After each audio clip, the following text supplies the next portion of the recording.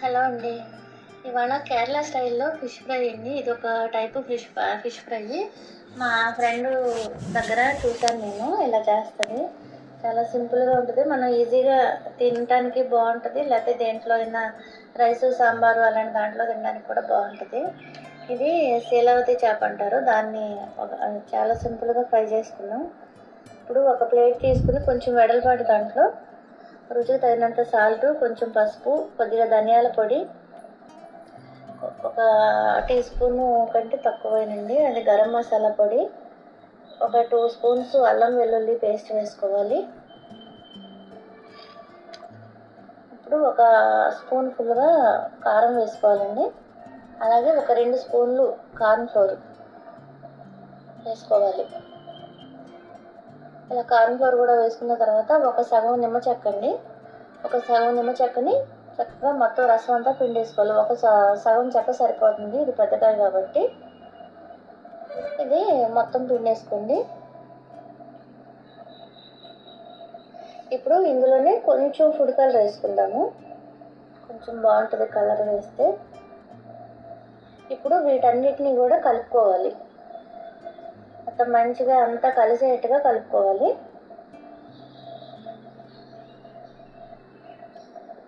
ఇది ఇలా కలిపిన తర్వాత కొంచెం కొంచెంగా వాటర్ వేసుకుంటూ కలుపుకోవాలండి. ఇలా వాటర్ వేయడం వల్ల ఏంటంటే ఫిష్ పీసెస్కి చక్కగా మొత్తం అంతా పడుతుంది. అలాగని మరీ జారుగా చేసేయకూడదు. చూస్తున్నారు కదా, అంటే ఫిష్కి మనం పట్టించిన తర్వాత జారిపోకుండా అలా పట్టేసి ఉండాలి. ఈ మసాలా పేస్ట్ అనేది దానికి పీసెస్కి పట్టేసి అలా ఉండిపోవాలి. చక్కగా ఇలా ఈ విధంగా కలుపుకుంటే మొత్తం అంతా కూడా ఎక్కడ కలవకుండా అనేది ఉండదు, మొత్తం అంతా కలిసిపోతుంది బాగా నీట్గా. ఇప్పుడు చూస్తున్నారు కదా, ఈ ఫిష్ పీసెస్ ఏవైతే ఉన్నాయో వాటిని ఇదిగోండి ఈ విధంగా చక్కగా ఇలా మసాలాలో ముంచాలన్నమాట. ఇలా ముంచి చక్కగా ఒక్కొక్క దానికి కూడా ఓపికగా కొద్దిగా ఇలా పట్టిస్తే ఈ పేస్ట్ అనేది చాలా చక్కగా పడుతుంది. చూస్తున్నారు కదా, ఈ విధంగా అన్నిటికీ కూడా ఇదే విధంగా.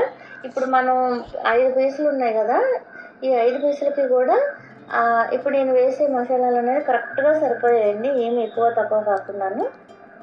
ఇలా ఒక్కొక్క దానికి పట్టించేసి ఇదిగోండి ఇలా ఇప్పుడు నేను ఎలా పెడుతున్నానో అలా పెట్టేసుకోవాలి పక్కన.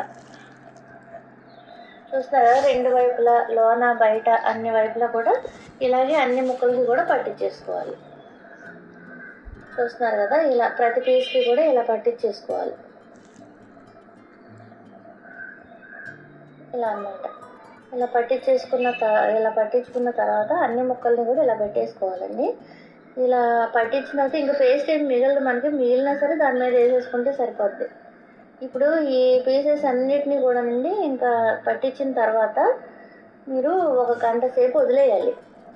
ఈ పీసులు అనేది గంట సేపు అలా పక్కన పెట్టేస్తే మసాలా అనేది చాలా బాగా పడుద్ది ముక్కలకి, చక్కగా మ్యారినేట్ అవుతాయి చక్కగా. ఇదిగోండి ఇప్పుడు ఇలాగ తీసేసి వెడల్పు ఒకదాని మీద ఒకటి తీసేసి పక్కన పెట్టేసి ఒక గంట సేపు అలా వదిలేసి తర్వాత స్టవ్ మీద పాన్ పెట్టుకొని తగినంత ఆయిల్ వేసుకుని, చూస్తున్నారు కదా మీరు ఎన్ని పీసులు పడితే అన్ని పీసులు, నాకు దీంట్లో 3 పట్టాయని నేను 3 వేసాను. ఇలాగా మీడియం ఫ్లేమ్లో పెట్టుకుని నాకు 10 నిమిషాలు పట్టిందండి ఒక్కొక్క సెట్ వేయడానికి. అది అతుకుపోకుండా ఉండడానికి మధ్య మధ్యలో కొంచెం కొంచెం మెల్లగా కదుపుతూ ఉండాలి. అసలు ఇది వాళ్ళు బాగా రెగ్యులర్గా చేసుకునే వాటిలో ఇదొక టైప్ చేసుకుంటారు మా ఫ్రెండ్ వాళ్ళు. చాలా బాగుంటుందండి ఈ స్టైల్లోనూ. అంటే మనం ఒకలా చేస్తాం, ఒక్కొక్కళ్ళు ఒక్కో టైప్లో చేస్తారు కదా, వీళ్ళు చేసే విధానం కూడా ఈ టైప్లో కూడా చాలా బాగుంటుంది. ఇదైతే కనుక మనం మామూలుగా ఉట్టినే కూడా తినేయచ్చు. చూస్తున్నారు కదా, ఎక్కడ హై ఫ్లేమ్ మీద అనేది పెట్టుకోవద్దు. ఇలాగా చక్కగా పెడితే చూస్తారు కదా ఎంత బాగా మంచి కలర్ వచ్చిందో. పీసులు ఎక్కడ విరిగిపోకుండా చక్కగా ఫ్రై అయ్యాయి. చూస్తున్నారు కదా, చూసి అర్థమైపోతుందా? ఇలా అన్నమాట. ఇదే విధంగా అన్నిటినీ కూడా చక్కగా మంచిగా ఫ్రై చేసుకోవాలి.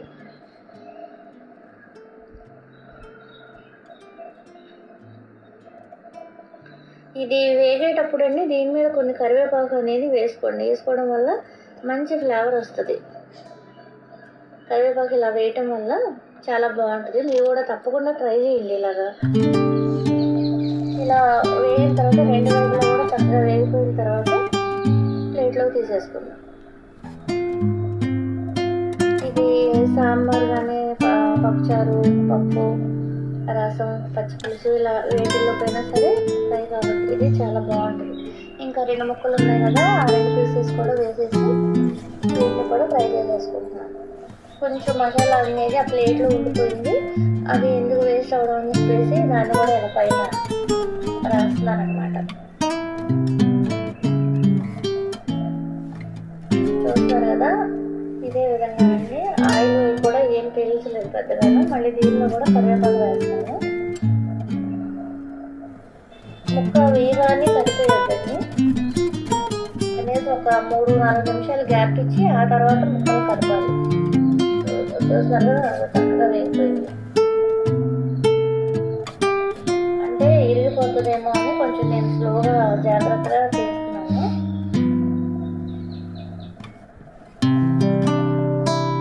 కరివేపాకు కూడా వేసుకుని చక్కగా ఇలా వేయించుకుని, మీరు తినే కనుక తినాలి అనుకుంటే వీటిని చక్కగా ఒక పచ్చిమిరపకాయల్ని సన్నగా ఘాట్లు పెట్టి వేయించుకొని, అలాగే దీంట్లో కొంచెం ఉల్లిపాయ ముక్కలు నంచుకొని పైన కొద్దిగా నిమ్మరసం వేసుకుని తింటే చాలా బాగుంటాయండి. లేదంటే రైస్లోకి అయితే ఇవేం అక్కర్లేదు, చక్కగా రైస్లో సాంబారు, పప్పుచారు ఇలాంటి వాటిలో నంచుకుని తినేయచ్చు. దీనికి కొత్తిమీర కూడా అవసరం లేదండి, కరివేపాకు ఒకటి ఉంటే చాలు. చూస్తున్నారు కదా, నేను ఇవి 2 వేయించే వరకు ఎందుకు చూపించానంటే అండి, మీకు కొంచెం టైం పడుతుందని, కానీ మీరు అది చూస్తే అర్థమైపోవాలి మీకు, అది అసలు మనకు లోపల నుంచి వేగిందా లేదా అనేది తెలిసిపోతుంది. అందుకని అంత క్లియర్గా చూపించాలని ఉంచానమాట. ఇప్పుడు పచ్చిమిర్చికి కొంచెం ఘాట్లు పెట్టేసి అదే ఆయిల్లో వేసి పైన లైట్గా సాల్ట్ చల్లానమాట. ఆ సాల్ట్ చల్లటం వల్ల చప్పగా లేకుండా అచ్చం కారమే కాకుండా ఉప్పుగా కారంగా బాగుంటాయి. చూస్తున్నారు కదా, ఎంతో క్రిస్పీగా టేస్టీగా ఉండే Kerala style fish fry ready అయిపోయింది. చూడండి, మీరు తప్పకుండా మీకు నచ్చుద్ది. ఈ విధంగా కనుక చేస్తే ఆ ఉల్లిపాయ అది నంచుకుని తిన్నారంటే అసలు అదిరిపోద్దండి. మీకు కూడా నచ్చినట్లయితే తప్పకుండా ట్రై చేయండి, లైక్ చేయండి, షేర్ చేయండి. మీకు ఎలా వచ్చిందో మాకు కామెంట్ రూపంలో తెలియజేయండి. సబ్స్క్రైబ్ చేసుకోవడం అస్సలు మర్చిపోకండి.